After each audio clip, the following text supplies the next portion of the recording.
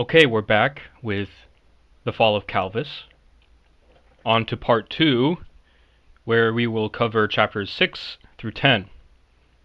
Now, chapter 6 of the fall of Kalvus follows Kalvus as he returns to Empyria on the planet Ardon, after having gone to first help the governors of Empyria city, which is the kingdom of Empyria's kind of sister city on the rift plane Enox. After Kalvus has gone, he has helped out the government of Neveri get situated and kind of reestablish more order with the people, preventing them from anarchy or rebellion. And then he went to Genshur city, which is the elven capital of Enox, and one of the two largest elven cities in all of the worlds. He went there to go to Raethel's Inn, where Hisael and his three elf lady friends played music for him and sung to him and comforted him with elven foods, as we saw. So, chapter 6 begins with him returning home to the kingdom of Empyria on the planet Ardon. And around the third hour, So King Kalvus writes, beginning his 6th journal entry here.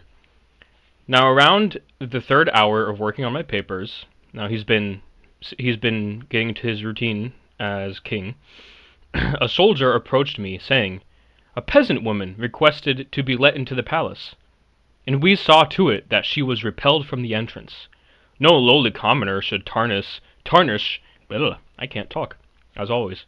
No lowly commoner should tarnish the floors of this place with the dirty soles of their feet." Then I replied, "And did I order you to do this? Get out of my sight. I will deal worse with you than I have with her." Than you have with her. Sorry, that would be a completely different... Let me rephrase that. I will deal worse with you than you have with her.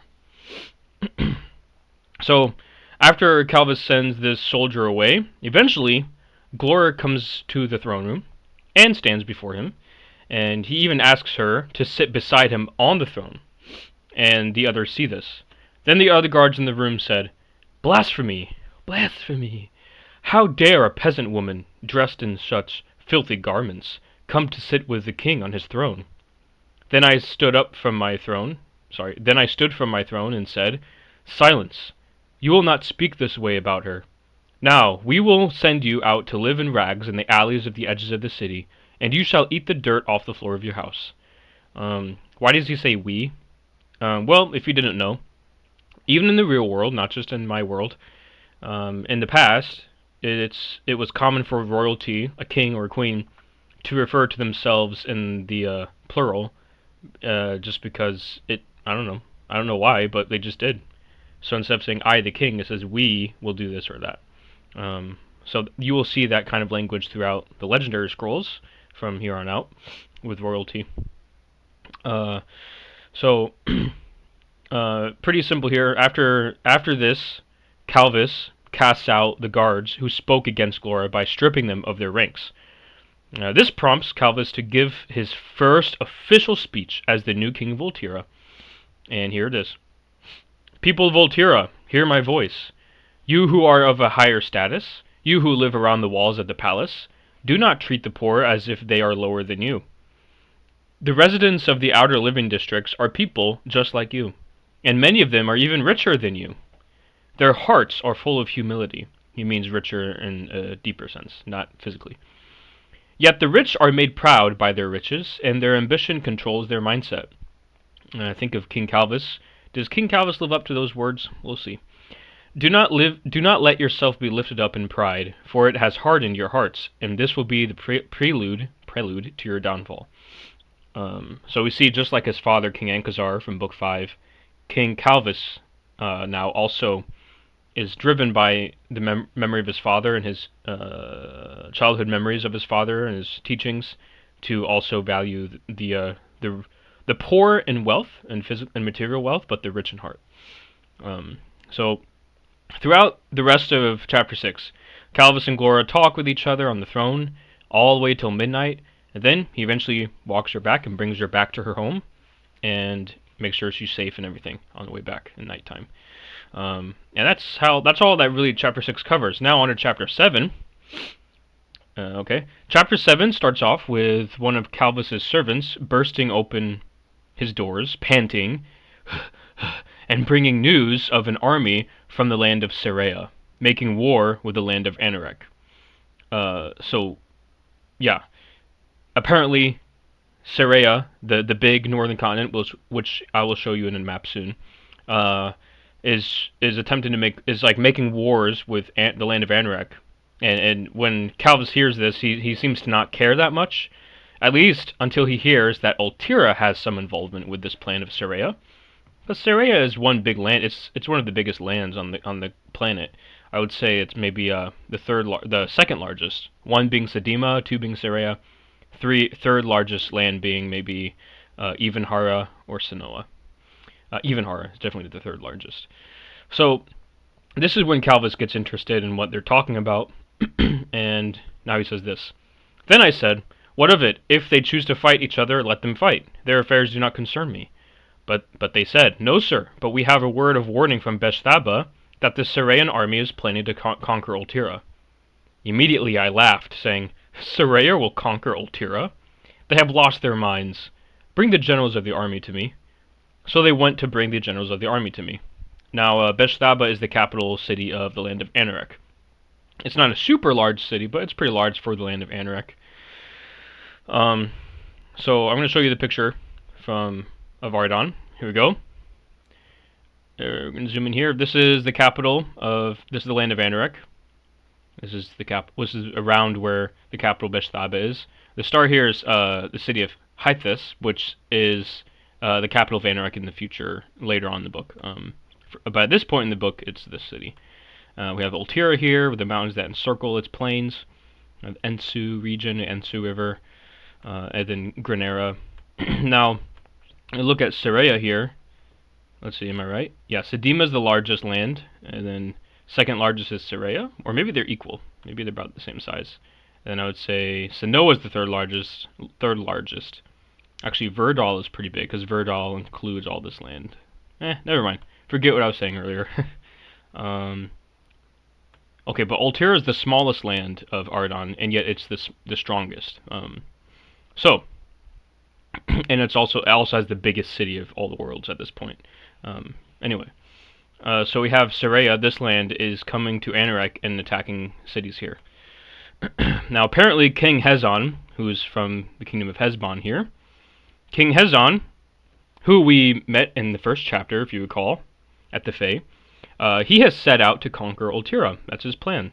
Of course, no sane person would seek to do something so obviously impossible as taking over the entire city of Ultira.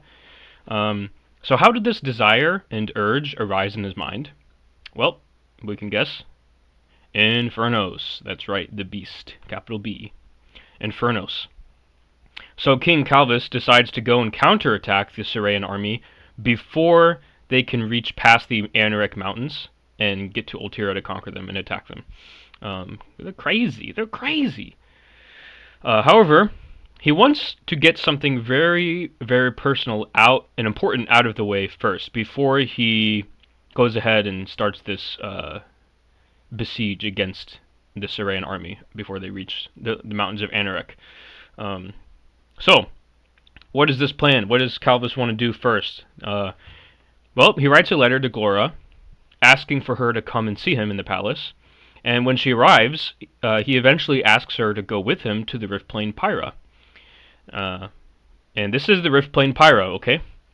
So they go through the palace rift gate. Kalvus brings her. He allows her to come with him into the palace, like dressing rooms, the big chambers where they have all the clothes and stuff. It's connected to the ballroom, the big dining hall / ballroom of the palace too, behind the throne room, and on the other side of the giant stairway of the tower. They go to the wardrobes of the palace, and Kalvus gives to Glora for free. It doesn't say in the text if she gets to keep it or if it's just like borrowing, but it's implied. Well, I know because I made the story. I know the world. He actually lets her keep it forever. So he basically gives Glora a free, nice, white, beautiful dress for her to wear because he wants to take her on a date, basically. but a very purposeful date. That's why it's all the way out. It's in his favorite rift plane. Well, he never says this, but here and then later on, after the end of the book, you'll see him go to Pyra again, and it's because King Kalvus actually is kind of has an obsession like I do with this landscape of Pyra. He loves Pyra, and he's always wanted to live there. It's just that Ultira, is his home, and he's stuck to it, And he's the king of Ultira, but he loves Pyra, and he loves the elves and all that stuff. So this is why Kalvus wants to bring Glora to the land, the world of Pyra, and take her on a date, but a very purposeful date. So they go through the Palace Rift Gate. They come out of a rift gate on the rift plane Pyra, one that is built between two large towns called Okunai and Soksan. Now, this is not... Okay, again, I did not AI generate this, and I did not make this. This is from the internet. This is also from the internet, not AI generated. Now, the only reason I picked this one out, there wouldn't be dead trees here. Now, Pyra does experience snowy winters, but it wasn't winter at this time in the story. But why did I pick this picture? Well, it kind of demonstrates the architecture of Okunai and Soksan, and it gets the idea of a big rift gate across, except the rift gate would have arches and stuff, and it would be a portal that would activate when the toll is paid for and they come through it. So King Kalvus and Glora would come out through here, and then they walk. It's not snowing, and then they walk out away from the two towns of Okunai and Soksan. These two towns, by the way, Okunai and Soksan, they'll be very important much later on, in particular in Book 11, Legends of Orion. But we'll get there when we get there. One of these months or years. So together, Kalvus and Glora, they walk and talk together through the beautiful bamboo forests and holding hands until they reach a very scenic cherry blossom tree grove. And now we're going to get to... So this is an image I found a while ago that kind of inspired the what do you call it? The setting, I guess, of this next scene we'll get to. So this is the purpose of this is the reason Kalvus brought Glora here on this special date before going to battle, in case he would die. Now I knelt before Glora in the midst of the cherry blossom trees and prepared my mouth to speak. And she said, "My love, what is it you wish to say?" Oh, by the way, this is not what Glora looks like. This is really close to what Kalvus looks like, except this would be blue, because red is not an Ultiran royal national color. But Glora has more curly hair. It's long, curly, wavy, auburn, kind of same color. She has golden eyes, and she has kind of brunette skin. But regardless. And I went up before Glora in the midst of the cherry blossom trees and prepared my mouth to speak. And she said, "My love, what is it you wish to say, that you must bow before me?" Then I raised my head to look into her eyes, saying, "I make this promise to you today, that I will indeed defeat the Syrian army myself, and after that I shall return to the kingdom and marry you." We laced our fingers together, and I stood to my feet.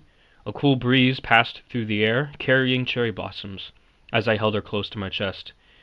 That's why I love this scene right here. It's very close. And I said, "Falling in love makes a man blind. Thus, I need someone to be my eyes.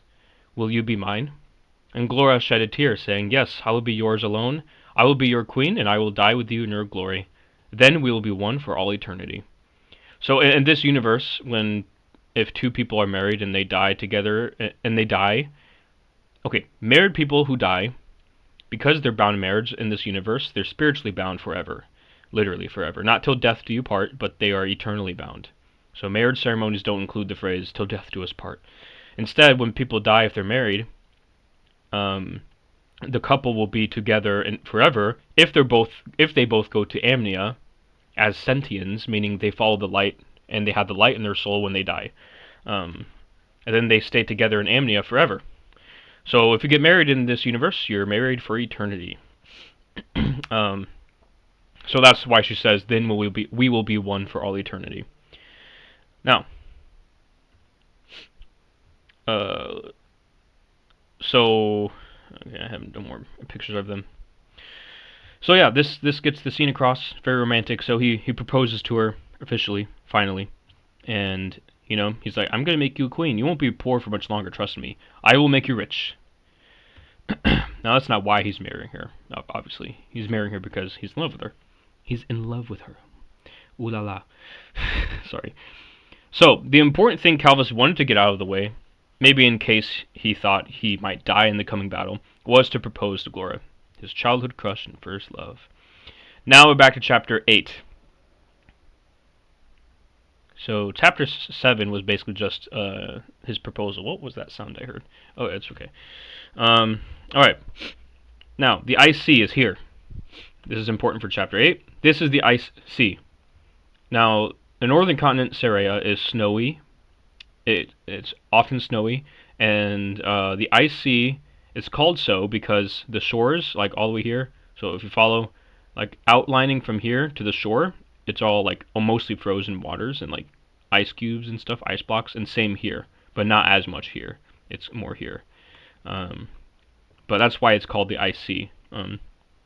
Now, chapter 8 now carries on over to the battle at the Ice Sea. And now let's read from chapter 8. And I said to the armies with a loud voice, we embark to the land of Anorak this day. When we reach the city of Teravan, we will spare no man, no woman, and no child. We will burn down everything in sight till we reach the shores of the Ice Sea. So King Kalvus has his royal war chariot prepared, and he leads the armies of Empyria on foot northward from Empyria to the land of Anorak, till they reach the rocky hills and the plains of Anorak. The trip takes just over a day, like maybe around 26 to 30 hours of speedy travel. That's them going fast, the time they can make. And when the sun rises the next day, they arrive before the city of Teravan, which would be around here somewhere. They arrive around the city of Teravan in the plains of Anorak. And when the people in the city of Teravan hear, and they can even feel the rumble of the Ulterian army approaching them, that's when they send out their own military. But because of their lesser advanced technology, as with most of the land of Anorak, most of the land of Anorak is not highly advanced technology-wise compared to the rest of the world. They are easily wiped out because of that. So, and I shouted again, destroy everything on the plain. Leave no person alive in your trail. My armies utterly destroyed the armies of Teravan. Flashes of light permeated the battlefield, and my Aeons overpowered the Aeons of the Teravan army. After the Teravan armies were wiped out, my troops raided the buildings of the city and slaughtered those within them. Yay! And my Aeons set the city ablaze with arclight. So we burned it all down. Great.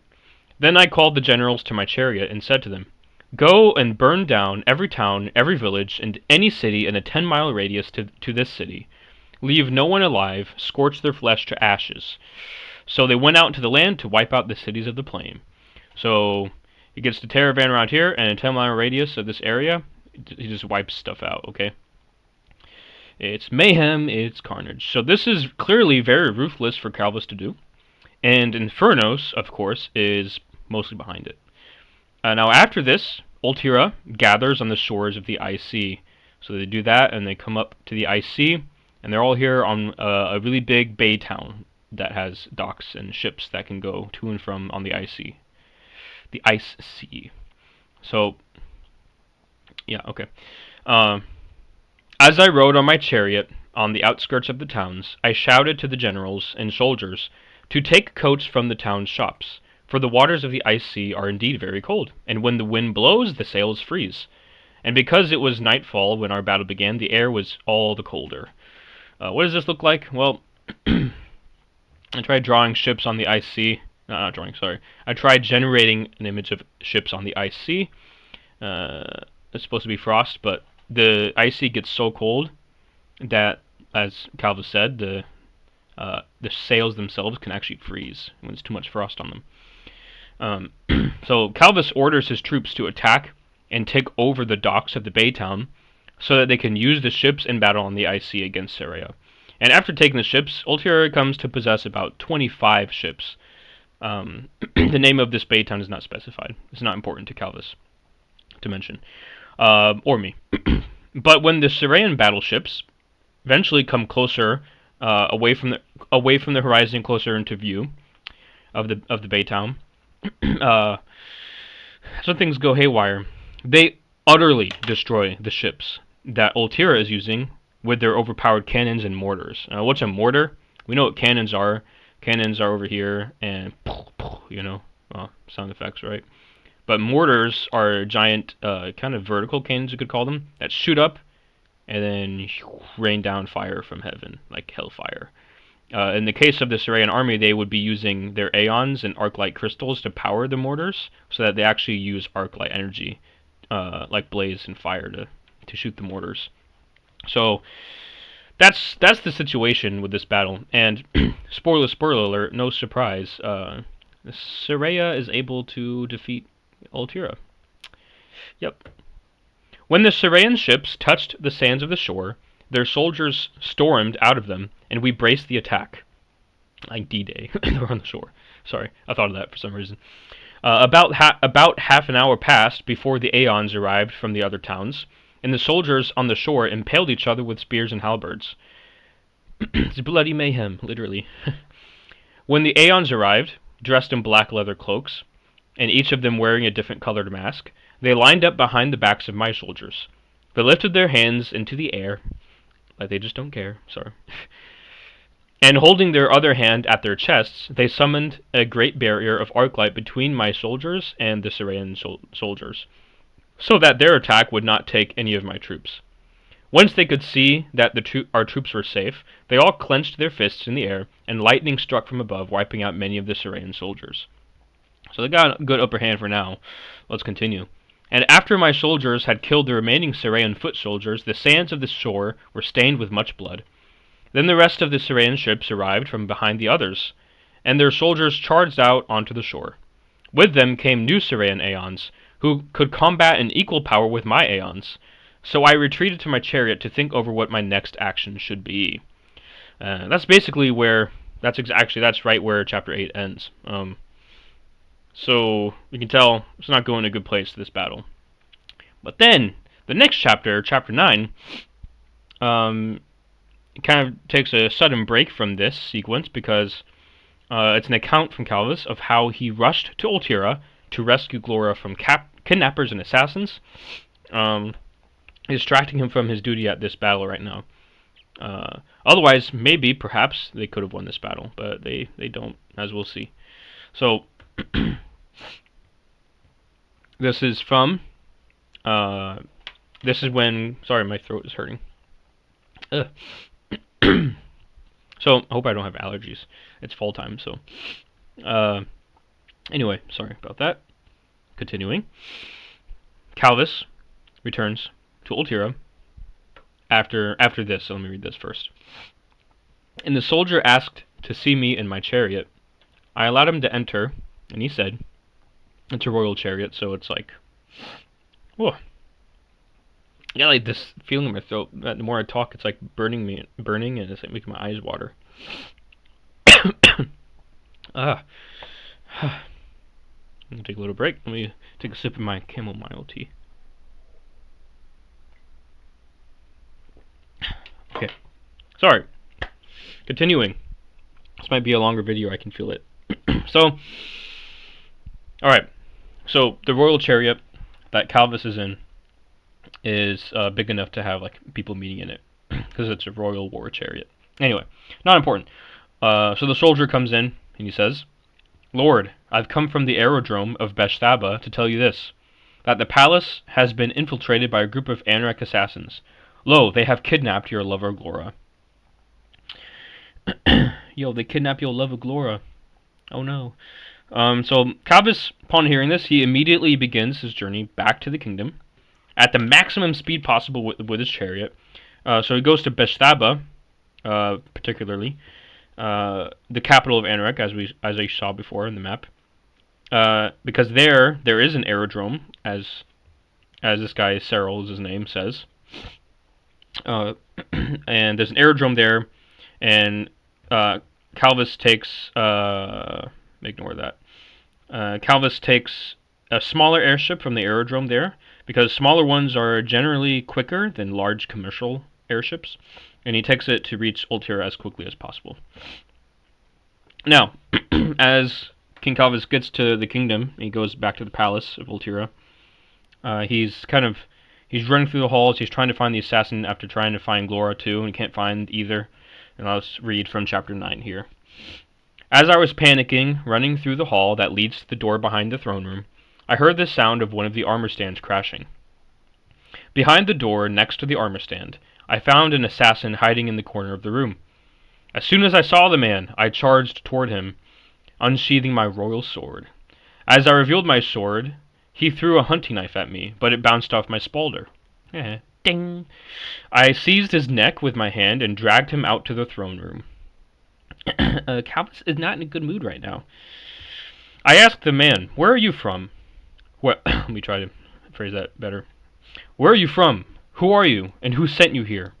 The man said, "I am an assassin from the land of Anorak. Please spare my life, for you see, I was hired by one of your own people to assassinate you and your royal household."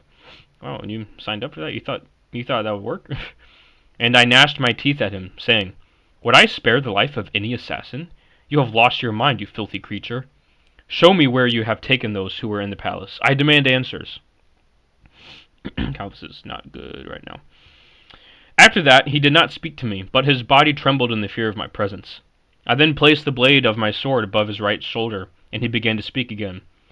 "Your lover has been escorted outside the palace. They are taking her outside of the kingdom," he said. Now that I knew where to go, I diced the assassin's legs into pieces and slit his throat, then took off to catch up to Glora's captors. Yep, that's all he did. Just diced his legs into pieces and slit his throat, and he's dead. Cool. See ya. And he leaves him there, obviously. And he just takes off, leaves the palace, and goes after Glora. So Kalvus eventually reaches the captor's chariot with Glora in the cage on the back of it. He kills them, basically. He kills them after still getting no information about this attack from them. He's like, "You're useless. I can't believe you've done this. I'm going to kill you."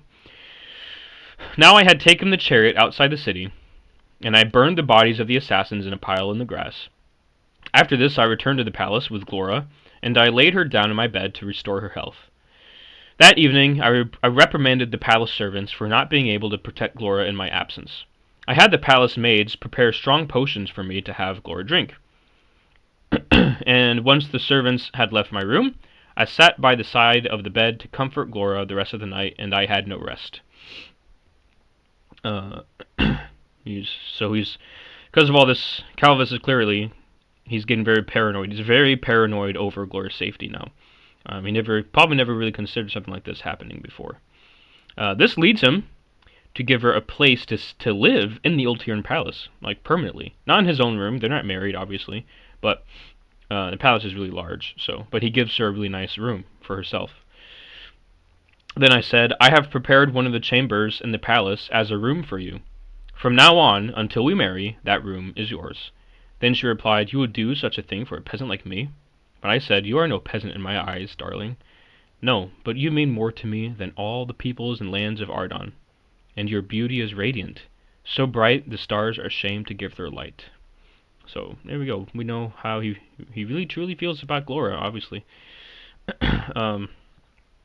So, this is where Chapter 9 ends about.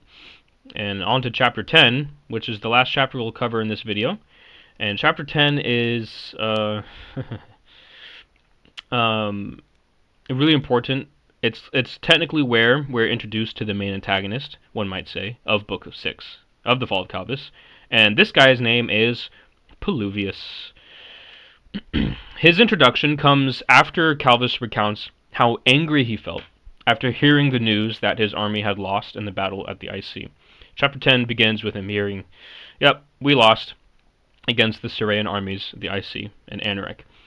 So after hearing this news, he's very angered by it. King Kalvus goes to the council hall to confront the members of the council, and he blames them for allowing the kidnapping of Glora to even happen in the first place. And he even blames them for Ultira losing in the Seraean battle. But of course, the council answers by blaming Kalvus instead, saying that it should have been his responsibility to write peace treaties with other lands before any of them could have decided to set out to conquer Ultira, like his father did. And then here is where, and this moment when this confrontation is happening in the council hall, This is when we are introduced to Peluvius for the first time. Uh, these are images I try to generate of kind of give his vibe across, okay? And after a couple of the other men spoke against what I said, another man came down from his chair to approach me. The man's name is Peluvius, and he is a man highly esteemed in the Ulterian Council. The people of the kingdom respect him and his judgments greatly. So, of course, Peluvius is written in the present tense for now, because this was written before certain things happened. So, Kalvus wrote this journal before his future journal entries, obviously. Whereas his first couple journal entries were written. The events of his first few journal entries were written way after they happened, but these are more present tense. We're closer to the present time of his writing them. Closer to the present time of his writing of them. There we go. So this is Peluvius, and after a couple of the other men spoke, another man came down from the chair to approach me. The man's name is Peluvius, and he's highly esteemed in the Ulterian Council. He is, one might say, even though he's not the highest, like, position-wise of the Ulterian Council, he is so highly esteemed by the population as a whole that he's almost seen as like the face of the Ulterian Council. He's like the second to the king in people's minds at this point in history. So let's see, the people of the kingdom respect him and his judgments greatly. Now Urkar is the judge of the council. He's the one who really makes judgments, but Peluvius is so great to the people that they love him more, even more than the high judge of the Ulterian Council, Urkar himself. So we're going to get into this. So Peluvius said to me, "Greetings, your highness. I am Peluvius, though I'm sure you've heard my name before. See that the entire kingdom is on my side to make me their ruler. Indeed, I seek to be the next king. I will be a good king who seeks first the well-being of the economy and military of Ultira. And I will be king, for even the rest of the council can see that I am more fit for the throne than the son of Ankazar." When I heard this, anger quickly arose in my heart, and I felt a surge of pain rush through my veins. That's a hint at the darkness, by the way. I knew it was only my inhibitions that were holding me back from striking him down. Well, he would have just killed him there. As he was about to speak again, I turned my back toward him and left the court chamber. I didn't pay attention to what he was saying as I left the council, hence it's not written down, because he didn't pay attention to him. This man's not good either, by the way. And we'll talk about at the end of part 3 who's in the right, Peluvius or Kalvus. We'll get to it. I have my answer, of course. I'm biased, but I wonder who that could be. But Peluvius is obviously not a great guy, as we'll see. All right. Okay. So the next morning, King Kalvus receives a letter from the council from Peluvius, and Peluvius writes this letter to Kalvus. "Greetings, your highness. I hope you enjoyed your trip to the council this afternoon. I am writing this to inform you that I have gained support from the people of Ultira in large numbers. They believe I am a wiser man than you, and they wish that I would take the throne. I do not blame them, because you have not done right in their sight. Indeed, they now seek to make me king. I am giving you the next 7 days to step down from the throne. If you will not cooperate with me, then the people will turn against you all the more. If you do not want civil war in Ultira, then it would be wise for you to relinquish your kingship." And this is coming out of nowhere, seemingly, to Kalvus. He's like, "What? 1 week notice? 1 week? And if I don't give up centuries and thousands of years of Ultiran royal history, of the royal family, not only just from the founder of Ultira, Zerafox, from the Primitus age, but even the same family that's been given the prophecy of the Dawn Star, the Fraser bloodline. Peluvius, who's not part of the bloodline of the Dawn Star, he's threatening to that civil war will happen in 7 days if he doesn't simply step down as king. That's really proud. So this leads King Kalvus to give a speech to the people of Ultira. He gets very insecure here. So this is King Kalvus' speech to them. "I have heard from the Ultiran Council, Peluvius, that many of you oppose my place on the throne, and that you wish for Peluvius to take my place. If it is true, let the people say so." After I said this, most of the crowd shouted, raising their fists in the air. Then I continued, saying, What then have I done to you, that you would have Paluvius take my place? Have I not served you well enough? I know my father was more fit for the throne than I, but I was placed on the throne much earlier than intended, and now I must govern this people on my own. Continuing. Then one of the men standing close to the gates below the balcony shouted, "You are not on your own. You have the help of the council. How can you complain?" I responded, "I say I am on my own because the council has not helped me. When we were fighting against King Hezon's armies, the council did not seek aid from the other lands. And when I heard that my fiancée was kidnapped from the palace, I had to escape the battlefield to save her. Where was the council when those assassins invaded the kingdom?" And after that, Paluvius comes to the throne room again, after this whole ordeal. And he kneels before Kalvus in the throne room, and he proceeds to judge him for giving this speech in the first place. He tells him like it would turn his own people against him. He's like, "Why are you trying to anger your own people, Volterra, against you as the king? Like, what are you doing, bro? I'm obviously better fit for the throne, apparently." And King Kalvus ends up angrily expelling him from the palace out of pure rage, as he continues to like. Paluvius is very haughty in his speech. He haughtily talks down to him, and so makes Kalvus in a fit of rage kind of expel him from the palace. And in this brief moment of rage, Kalvus does this. As Paluvius is walking down the hall, I had the sudden urge to shout at him. So I shouted at him, saying, "Paluvius, chair member of the Volterran Council, you are hereby banished from the kingdom of Volterra. I shall never see your face again." To my surprise, he replied, "As you command, your highness." So he left through the palace gates. And of course, Paluvius knows this probably wouldn't go over well with the people who love him so much, so that's probably why he's like, "Okay, see you," because he knows they'll not let that happen anyway. Soon after, so he's a cocky little guy. Soon after this, I began hearing the shouts and angry cries of the people from outside the palace. I got off the throne and left the palace to see what the commotion was about. I was appalled at the behavior of the people. They had seen Paluvius preparing to leave the kingdom, and that had enraged them. Therefore, I made the decree that Paluvius should stay in the kingdom. However, the people still hated me from that day on. I returned to the throne after this, and the day went on as usual. And then, the day after this, we are introduced to two very important characters, Castor and Pollux, and yes, they are named after the constellations. These two, Castor and Pollux, are actually Paluvius' sons. If you recall my introduction video to this lecture series, when I was going over the books in advance, the book titles, in a brief, brief introduction to what the books are,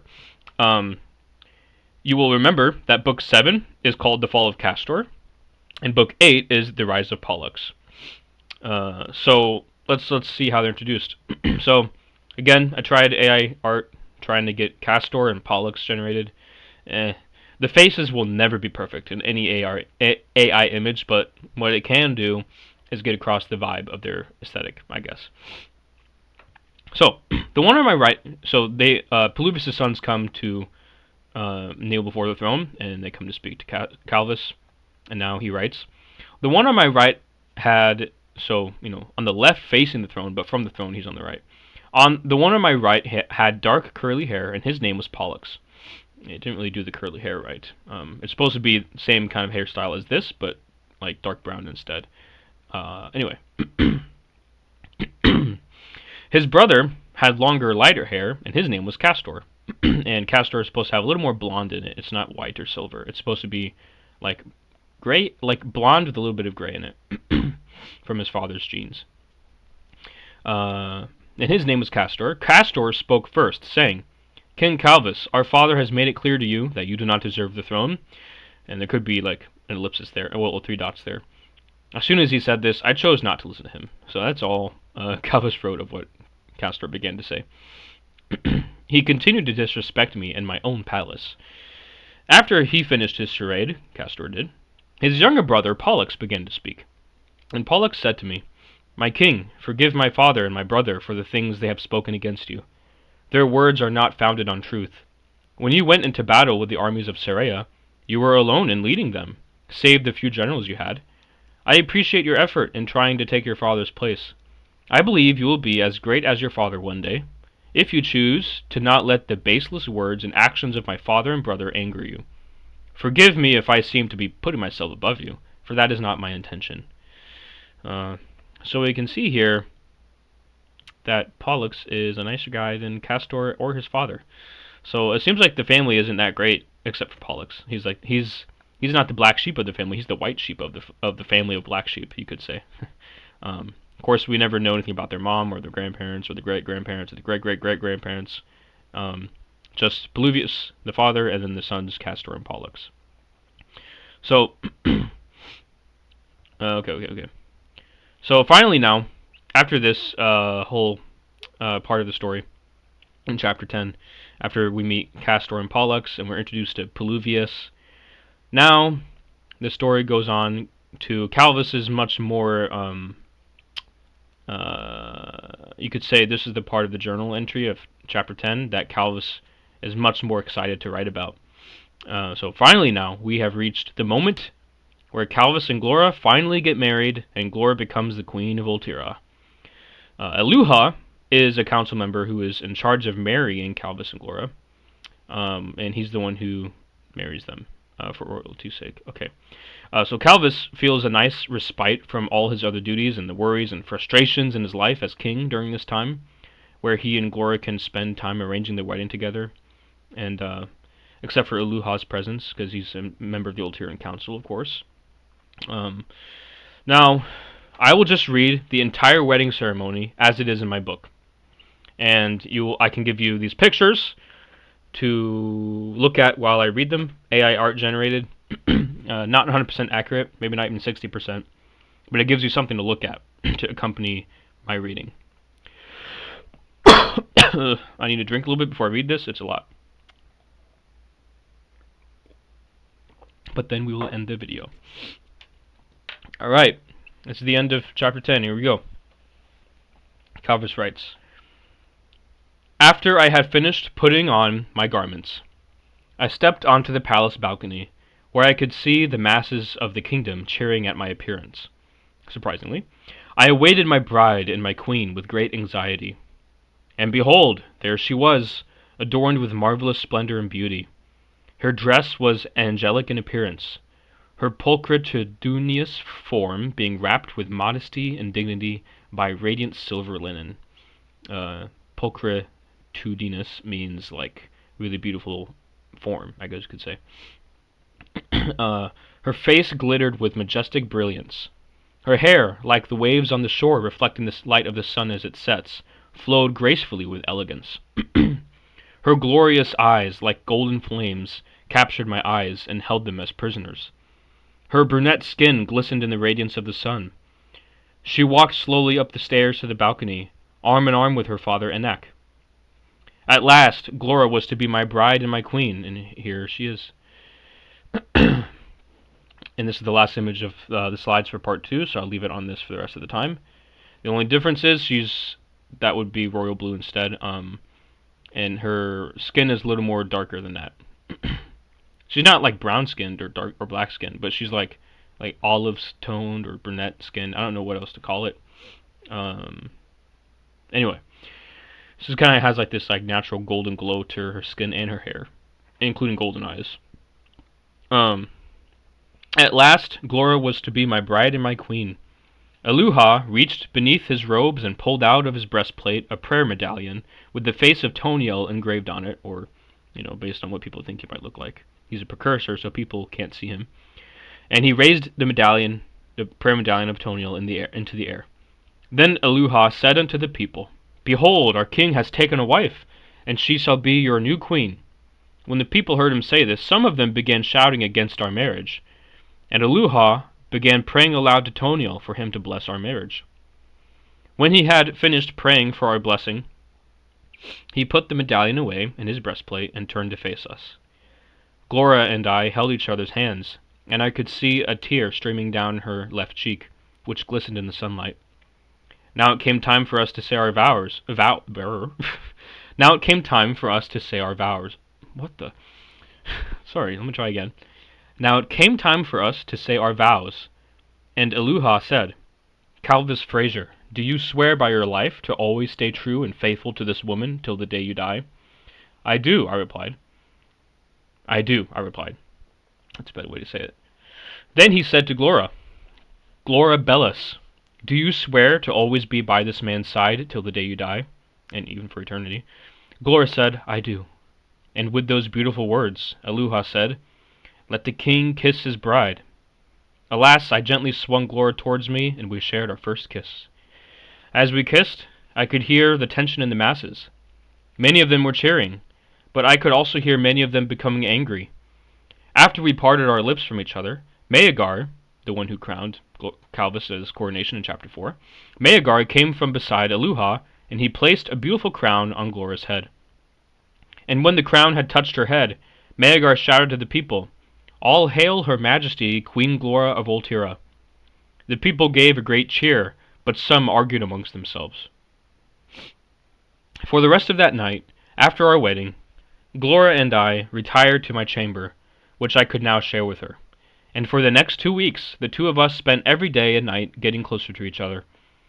This is a custom that every king of Volterra has kept, the 2-week thing. And while the two of us were gone from our duties for those 2 weeks, the Volterran Council handled those matters in our place. It was also during this time that Peluvius began to turn my people against me even more. And this is where chapter 10 ends. So now we have King Kalvus, Queen Glora of Volterra. They're married. They share the same royal chamber now in the palace, the king's chamber. And during the first 2 weeks, their honeymoon, you could say, where they retreat to their royal chamber, and their souls become entwined in both ways, spiritually and physically. For 2 whole weeks, day and night, they getting to know each other even more deeply than they ever could have before they were married. During that time, Peluvius and the Volterran Council, also second-handedly, uses that time to their advantage, mainly Peluvius' advantage, to continue Peluvius' scheming, like the snake he is. And we will get to that with part 3, the last part of book 6, The Fall of Kalvus, covering chapters 11 through 14. So, we'll see you then. We'll see you then.